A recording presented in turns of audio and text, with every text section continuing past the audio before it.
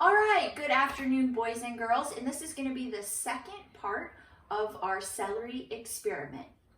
So if you remember, Mrs. Toller has one piece of celery that's got water with blue dye in it, a second jar with celery in dye that is red. So I have a piece of regular celery here so that we can compare.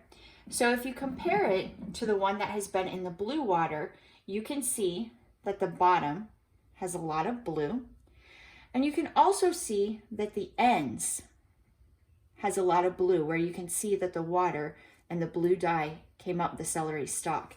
It's also hard to see on camera, but the leaves are much more blue, a little bluish green as compared to the green one.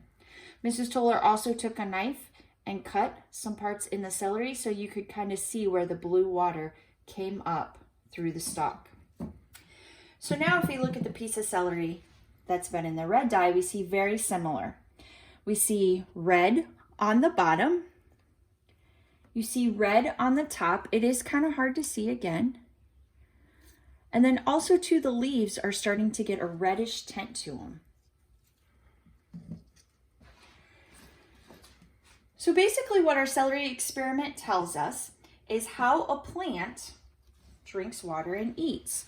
So it starts off with the roots here. The roots are in the soil. It pulls up the water through the system, just like we did on the celery. That's the vascular tissues of the plant, also called the xylem, that is pulling up the nutrients into the leaves and the flowers. And that's what we have.